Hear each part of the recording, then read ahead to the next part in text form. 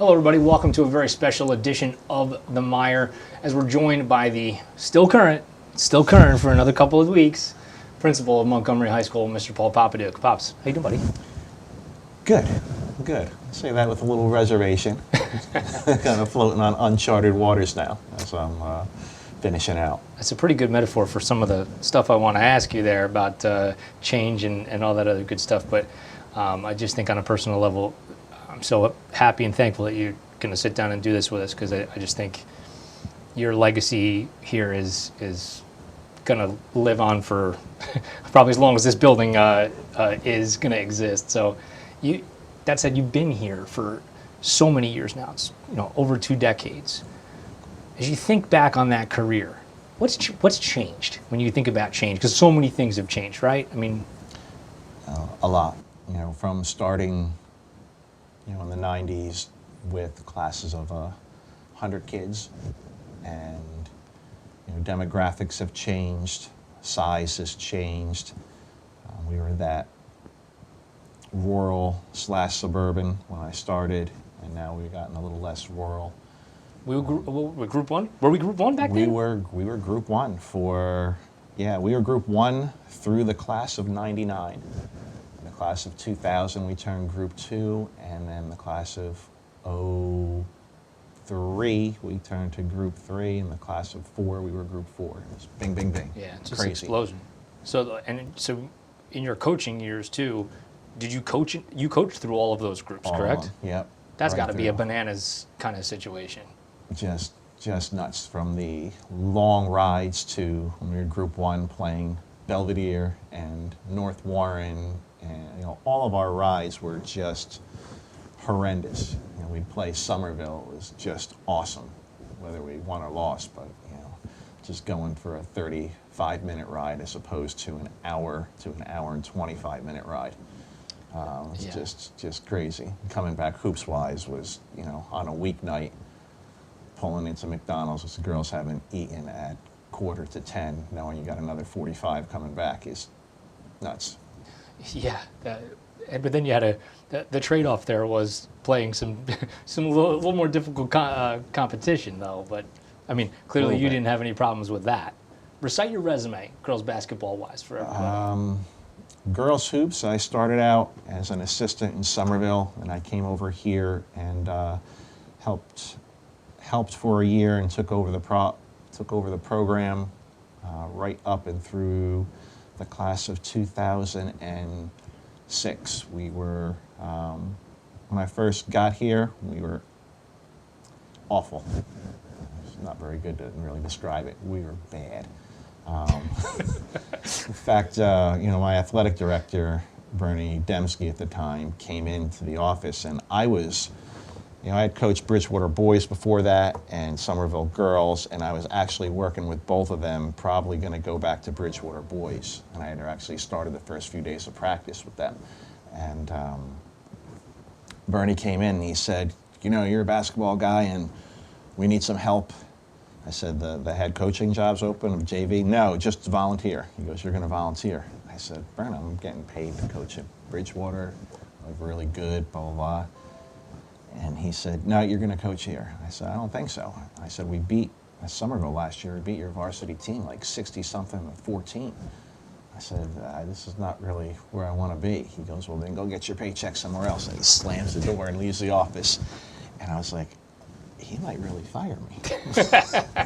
So, I started next day. I went down to practice, and Charlie Webb at the time just helped, just kind of open the door. And he was a soccer guy, coaching basketball, and he said, do whatever you want. I go, well, when do we practice? He goes, about an hour 15 here. I was like, weekends? No, we don't do weekends, no Saturdays, no whatever. It's like, can I change that? He goes, yeah, go ahead. I won't be here, but that's all right. You and I practice on a Saturday. So we slowly built a different type of culture. And, I think we were 5-13 the first year, and then we went from 5-13 to 17-9 to 18-6. Won Central Jersey Championship, which was a pretty big deal. We were playing schools with college players, and we had none going to college. So it was It was good. It was a good transition. Absolutely loved working with the girls here. They were just phenomenal. And as you know, I mean, certainly that was not the only thing you coached. You know, on Started the the football staff program. I mean, like yeah. you look back at that staff, and I joked with this with Yawetse when we talked with him earlier in the season. I was like, what a staff that was back then in terms of even now who the leaders are in this district, right? I mean, between you and Delgado, and obviously, you know, Zoran still being the head coach, and you know, Grundy ends up joining at a certain point. We had Frank Schmiel as well, who is Schmiel. now the principal at Princeton High School. So it was, yeah, pretty crazy. That's I have assumed that you have to look. All right, I am jealous that I didn't get to coach on that staff. I never coached football a day in my life. I assume you have to look back on those days pretty fondly. The best of times. And, you know, girls basketball was special, and basketball is kind of my sport. But starting a sport from scratch with Coach Millich and the staff, and having kids, some of them who never put on pads before, and growing a program, and, you know, going from whatever you call the field was. First year, we didn't even have a home game. Right. We were homecoming was at Hackettstown, a good hour and 15 away. And then we got that field in between what is now the middle and the lower middle school there, and then finally the turf was built, and Friday nights, and yeah, it's some really good times, great kids, and funny and special experiences. It's funny the things that if you could tell your younger self. So the first game here at the high school on the turf, Dupree Wade ran for like 7,000 yards in a game. Yeah. I covered that game for the Trenton Times. Yeah, it's crazy. So I came here as a reporter. You know, I was 20 or however 22, however old I was, and did that. You know, wrote like the normal like, hey, welcome to the new high school. Dupree had a great game. But like, I remember that kid's name from, you know, 7-8 years before I ever worked here, and wish I could have told my younger self that. Be like, just look over there on that sideline, because those are going to be all your friends and your bosses. It's awesome. I remember that game, and, you know, before it we were so nervous, new field, and you know, they had us over to Cherry Valley afterwards, and the community was out. It was like really, really big. And all we said is, we can't screw this up. Maybe not in those terms, but we could not lose. That would just be god awful for us. And we didn't. We ended up winning that game. Didn't matter any other game that season, though we played pretty well that year. And it was one of the better teams that we've had. You know, we had some injury issues that kept us out of the state playoff. But I would take that team over. Coach Millis may or may not agree over any others. I mean, defensively, we were so good. Umar and Kondo and the boys. Yeah, that's some big names, guys that played some pretty high level. You know, was 1AA, whatever it was called back then.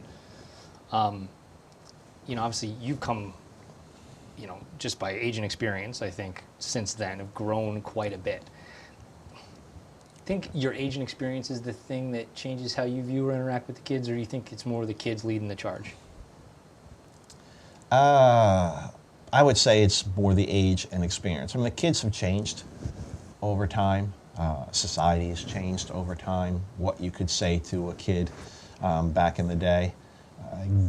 God, what I've said to my girls. I was not easy to play for, not at all. And, you know, they probably could have called DIFUS on me, but it's DCP&P now. But it was just, you know, fond memories nonetheless, but tough. You know, you have to deal with kids differently now.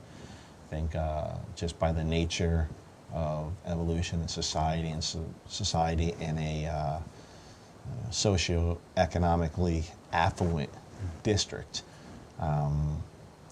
kids are a little less resilient, less having to push through and fight through adversity. A lot of, you know, people there was, you know, helicopter parents, snowplow parents, whatever you want to call it. Just a lot. Just as a parent, you try to remove as many obstacles as possible.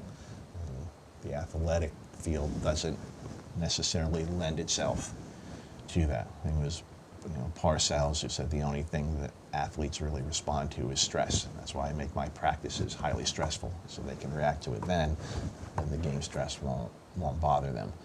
And we tried to do that with our boys and our girls here. But now, it to be a little more difficult in understanding them, and just technology has played a major role, not just in coaching and scouting and whatever, but it plays a role in the lives of kids who now are here, and a lot less interaction socially, face to face, and with other people who they don't choose to interact with. They're forced to in athletics, and so it's just different. It's that balance of like, we want to challenge the kids because that a lot of the time they'll perform to the level that they're challenged, right? So we're trying to constantly stress that, but then balancing it with, probably the new, I don't even know what gen we're on, gen something, that, and probably for the better though. On so many levels, like, you got the extreme idiotic, you don't get water, right? Because water's for weak people, right? Old school mentalities versus a lot of our new stuff. And maybe that just heightens the fact that the elite coaches are rising, right? Because we're finding out ways and how to motivate those kids through the years. Your ability to read kids and the people that have been around you who've taken their cues from you, their ability to read kids and motivate kids, where does that come from? Experience. I was privileged to coach with some good coaches. Prior to coming here, I was coached by, a Hall of Fame type of coach in Vaughn Stapleton, and a lot of what he did really can translate to the modern day athlete. He was probably one of the most caring and loving people, and genuinely looked at every athlete he had the same. And he had went on to play Division I, played in the pros. But though he never let number 11, 12, or 13 feel that they were any less. And he was extremely positive. Don't get me wrong, he can light you up as well. Sure. But, he was extremely positive and really got to know his kids and was involved in the lives of his kids. And I think that transfers on, and that, being able to read the social and emotional side of a kid is huge in order to get them to max out on the field. You're a wonderful guy. That's what this interview is all about. You're not perfect. You've clearly, through the years, you have not won every game you've played. Every decision you haven't made as a principal has turned out the way you wanted it to.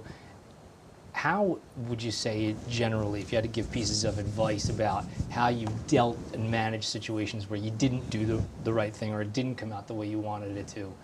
How do you approach Nobody's perfect. I screw up every day. Ask my wife. Number one, own it. Everybody screws up. Made little mistakes. I've made huge mistakes. If you own your mistake, and if you reflect on it, and if you're genuine, things get better. One, you don't want to repeat it, but you have to understand why it happened so you don't do it again. You have to understand the impact it had on others, and then you need to go fix that. And just by a lot of times just saying, I screwed up, is a good way to begin. Really sorry, let's talk about this and that. You just get places being personable and honest.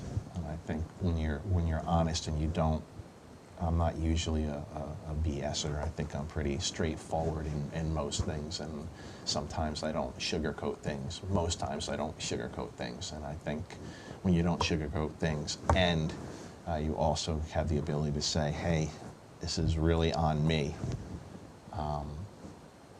You get people, you build those relationships, and you can work through anything.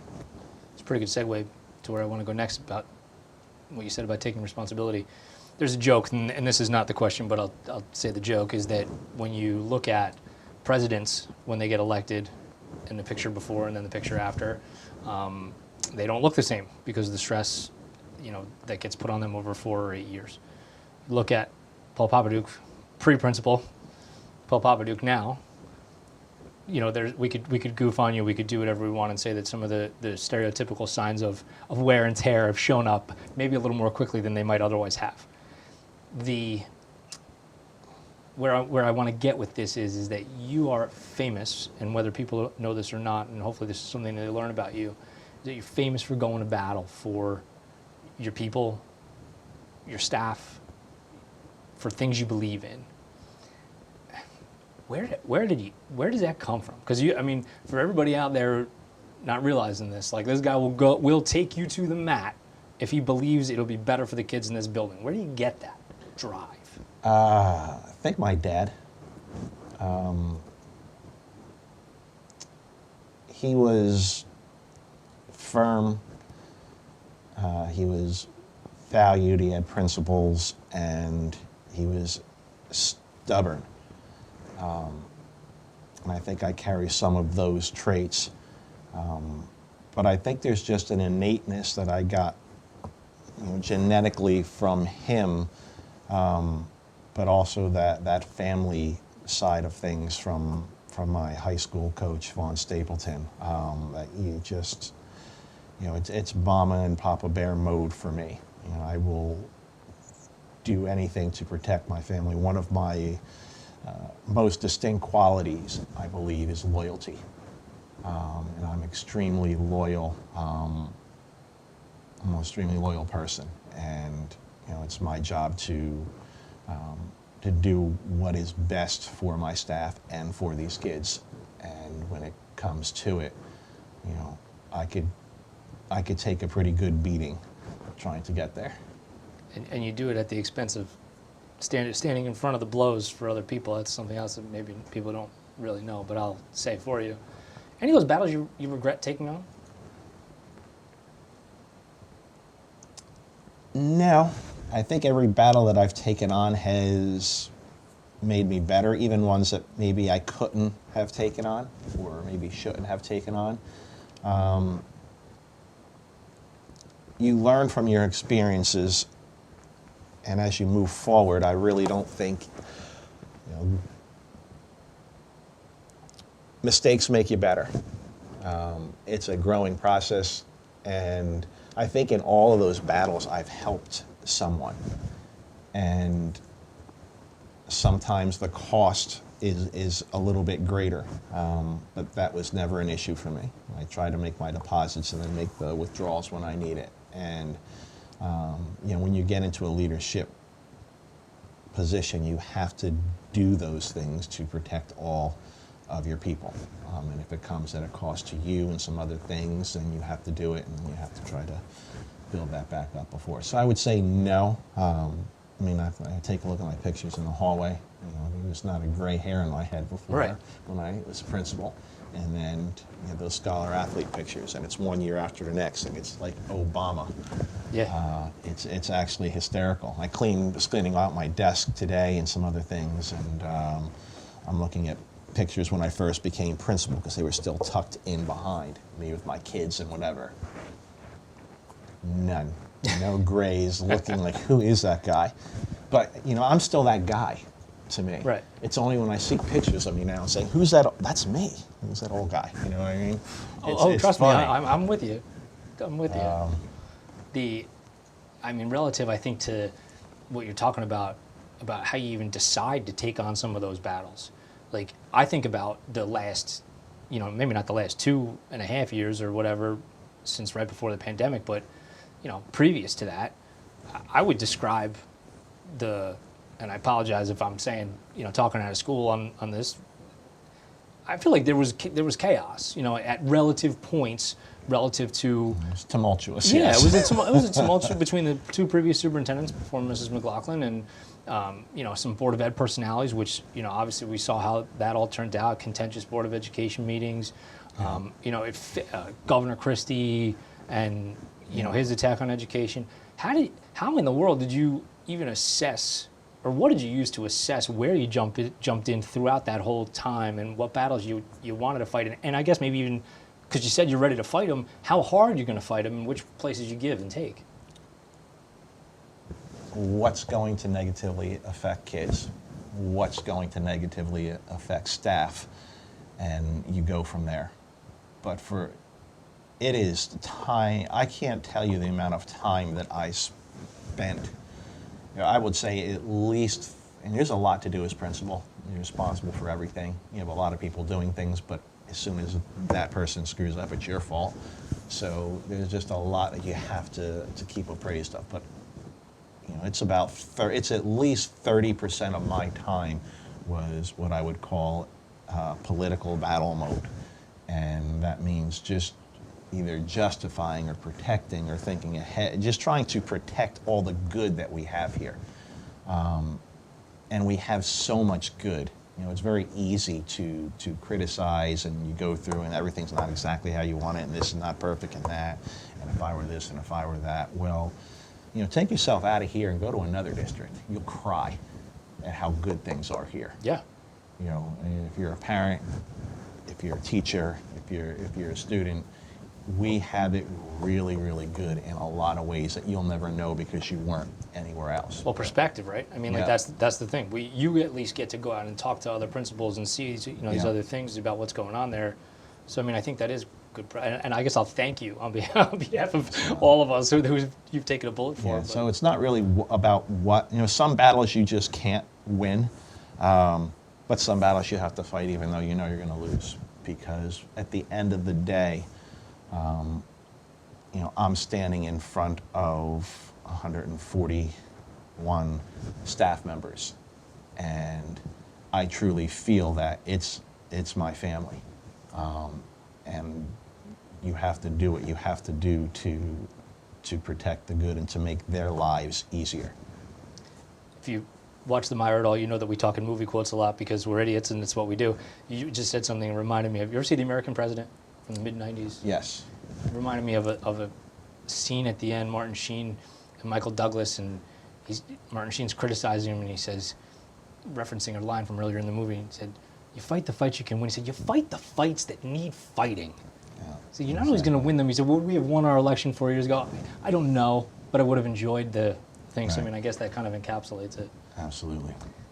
Your position now comes, and I think it's pretty interesting because you have remained here. And a lot of the times we search for leadership from places in the outside, and that's a common enough thing because you want, fresh ideas and this and that. And you spent the majority of your career here, and you've worked your way up that ladder. So a lot of people that, were on the same pay scale, so to speak, Right. to describe it in teacher terms, you're now the boss of. How's that been? Interesting. First of all, I think the transitions and the things we've accomplished since I've been here and some of the things we did, we would not have been able to do if I was an outside person.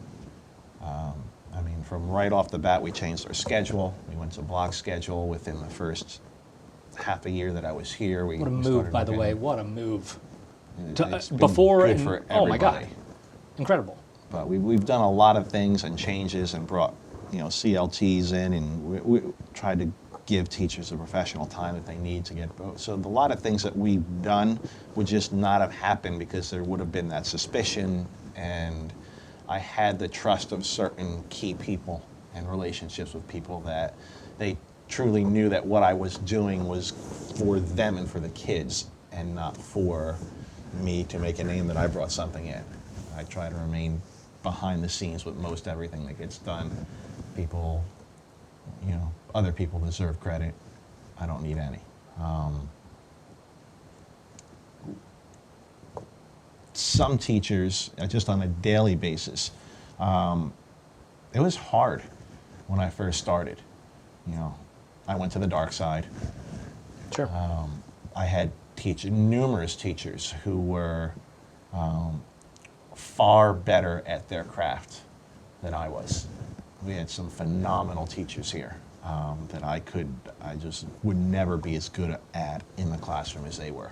and now I'm their boss, and now I'm going in to observe them.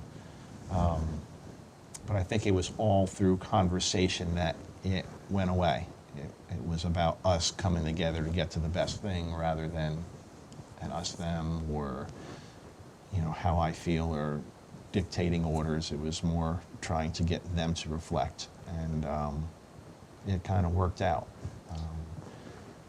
People, who my friendships haven't changed.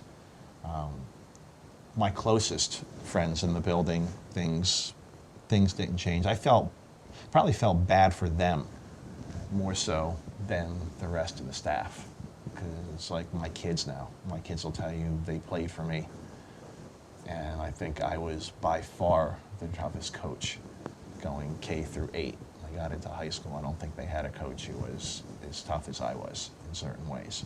Because you're just naturally harder on your own. I was harder on I also knew the things that they did that maybe they shouldn't be doing or that they were getting over on, and that had to stop to an extent as well. So it was probably more difficult for them, but we just remained close. Yeah. Some of my best friends are here. When you're not the boss in education, as I'm not, thankfully, and don't have any desire to be, there's a common criticism that gets lobbed at the bosses, and they say, well, he forgot what it was like to be in the classroom, right? I don't know that there is a human in this building who would say that about you. It's I actually think the things that people would say the opposite about you, and it's one of the things that has made you so likable and successful as a boss for as many years as we've had you, is that it feels like you've never forgotten what it's like to be in the classroom. How have you been able to keep that perspective over all these years? Listen. We meet regularly with different groups. We have a school leadership team now, but before that we had different advisories, and you try to get around, but you have to listen to people. High school is vast, and there are so many experts in minute little areas and for some of them I knew nothing about. I can't come in and tell them what to do. I can listen to their problems. I can try to get a bigger picture, try to come back and try to help them. But I think just always listening and try to provide them with what they need to do their job and just be of service would be, I guess, the best way to describe it.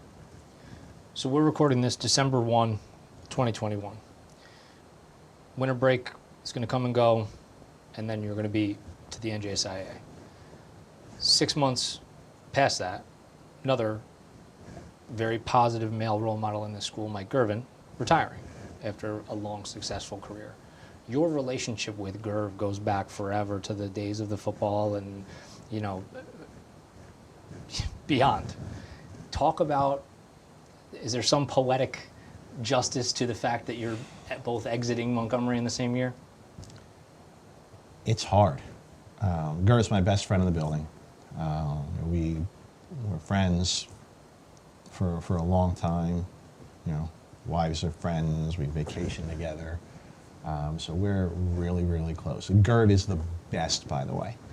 He is just the best. There are very few people who impact a large number of kids in deep ways that he has. So walking out with him in the same year is difficult. I didn't see it coming. I never thought I would be first, or even in the same year, but things just kind of happened and here I am. But us going out the same year is going to be hard. I don't know, it's just like it's a milestone,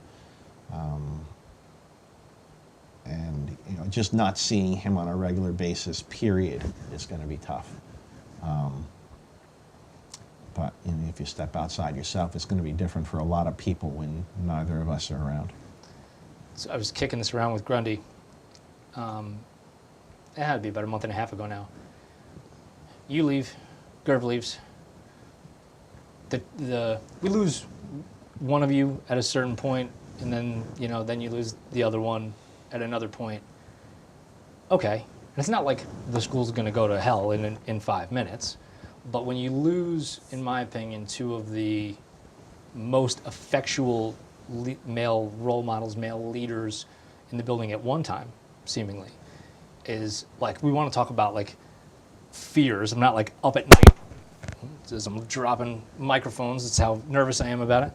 That I'm not like afraid of it, but you talk about the totality of losing two of those guys at the same time. It's going to switch roles for people. Like, and then I said that to Grundy. I was like, well, now clearly we have to be different than what we were before they left. But then you can't try to be Gerv or Pops, because if you try to be either one of them, you're screwed, because that's not going to be any good for anybody. It's like, how do you see it all kind of unfolding after you're out of here? Is this even something you think about? Natural progression.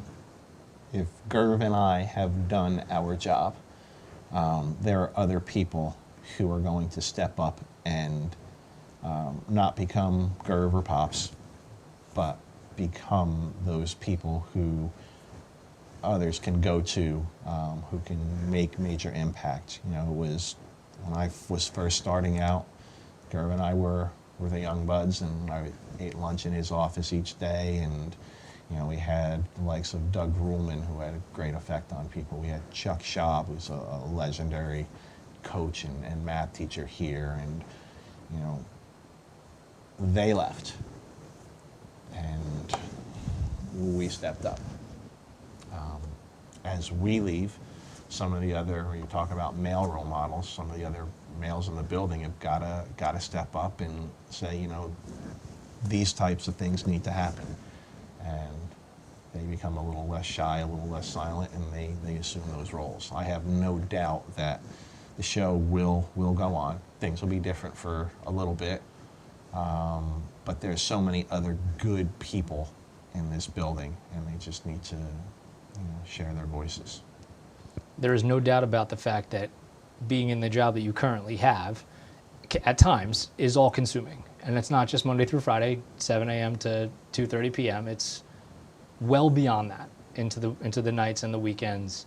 The new job at the NJSIAA that we can talk about in a second briefly, is going to allow that to be a little more stable Monday to Friday, you know, kind of deal, which I imagine is great. And something that I know I've talked to you about before, not on camera, that I want you to talk about is something I think is pretty special. I don't think it's a shot. We had Penn State Nittany Lion on the table. You're a alum, both your boys now at Penn State.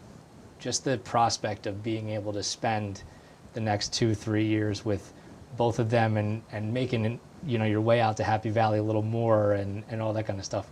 As a dad, humanly, that's got to be pretty stinking cool. Pretty anal in a lot that I do, and when I made this decision, you know, I had my list of pros and cons and differences and money and this, everything, but one of the major factors was stress and family. Were two that kind of pushed it over the edge. Hours here are tough. Crazy stuff happens all the time, and it's tough to compartmentalize. It's tough not to take it home, and the hours get crazy as well. You know, moving to, you know, 8:30 to 4, 8 to 4, whatever it is. No nights, no weekends. Having the ability to be that dad, not just. My kid put it the best. It'll make a little more sense. You know, I wanted to know from my wife's perspective what was happening, and she really wasn't weighing in. So I was having a conversation with my kids, and he was so supportive of me, and I said, of taking this job, and I said, why? And he said, because we want, as he put it, vacation dad or drunk dad. He said, we want those people. We don't see them up. We see them on vacation. We see them let loose. He goes, even when you're home, you're not home. You're thinking about this. You're doing that. We can be sitting in the pool for Sunday fun day with neighbors, whatever, and you don't hear a damn thing that's happening. And every year, you're on the next day. You're on whatever. And he goes, I really want that. And I spend a lot of time with a lot of people, helping them with their school problems, with life problems, and et cetera. And your capacity gets eaten up. By the time I'm home, I have like this much left to give. I find myself, my sons are in college now. They're going to have some real problems that I'm going to need full capacity to accept, not just say, leave me alone. And then just be able to share time now. I always took the time to coach them and to be involved in their athletics. And that was quality time together. But now, when that's all gone, they played high school sports. So after 8th grade, I went to their games and whatever. Spending time with them these last couple of years of college is going to be great. Just got season tickets. Attaboy. Tailgates are phenomenal at Penn State. And it's just, it's an environment. And just going up when we want to go up, doing what we want to do, and spending that time with them is absolutely huge. And I'm really looking forward to that. That's awesome. Title of the new job is? Chief Compliance Officer. We got the chief in there. I was going to say director. You smuggled chief in there. Smuggled the chief. That's good. Before I get to my last two questions, you're about to transition out. That means somebody else has to transition in. Day before Thanksgiving, we found out Heather Pino going to be the new principal. Your thoughts? Great choice. Great choice. I've been working with Heather for a number of years. I've been doing my best to get her prepared for this next stage. I don't want to use the term groom her. I would just professionally develop and really just dump everything. And we've had since very early on, we spend a lot of time talking about not just the what, but the why. She is really interested in understanding why I did this, why I made that decision, and a lot of times would irritate one party or another, or her, But she has a good grasp of the bigger picture, and she understands what is good about Montgomery and what can't change, and the other things to put her stamp on it and make this place hers. Has been mine for a long time. She can do that, but she'll never lose the core of what's good. She is super smart. She knows a lot about a lot of things. She's got an English background, a guidance background, VP, athletic as well. She's going to be very good, and I'm ecstatic that. I think a lot of what was done and built is going to continue to get better. Yeah, I think we feel the same way, too, as a staff. I think I speak for most everybody when I say that. So now I'll wrap up because you've given us so much of your time. And maybe the bad part of this will be the ones that come easier to your head, but I want you to give some sincere thought to both. What are the things that come to your brain first that you're most proud of as you leave here?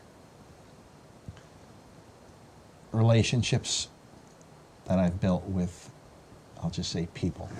I am absolutely, from players who got, at least players who don't miss my birthday. I've got one going back since 1997. I still get a birthday message from her. She's grown, has her kids, and et cetera. So those type of relationships that you have, and seeing people and who are now married and having their own kids and successful, seeing staff grow into be great teachers and great people as well. Those are the types of things, and that, I think, building a family atmosphere. We were always small here. I was Group 1 when I started, but to keep a big school feeling family-like. I think is a really tremendous accomplishment. And from the structures that we've put in place, our schedule, our collaborative structures that really have I could step out, and as long as things are running, it's not gonna be run from the top down. And I think now the staff is strong enough that the top down leadership style that can really screw things up if you don't know what you're doing is a thing of the past, and the staff has those venues, and as long as we keep operating this way, you'll always get to that right decision that's best for kids. I hate to end on a negative note. Are you have any big regrets? I mean, I almost feel like you probably don't, because I know you well enough to know that you don't really operate that way so much. Yeah, I don't have a regret. I just wish, and you just can't have it all. But I wish I knew what I know now. When I was an earlier coach, we started out with talking about coaching, etc. Technically, in a lot of ways, I was a really good coach. But I'm much better now, and I think I'm much better having had children and grow up and etc. and seeing a lot. There's a couple things I wouldn't mind changing that probably would have led to a little more success in those areas. Well, listen, I can tell you, you've had enough good success in other areas, I'm sure, to make up for whatever it is you have going on inside your brain there in those regrets. So on behalf of however many of us are in this building as a staff, 100 plus, the people who have come through here as students, the staff who have worked here and retired, the most heartfelt of thanks for your entirety of your career here, and certainly for the time you've spent as principal.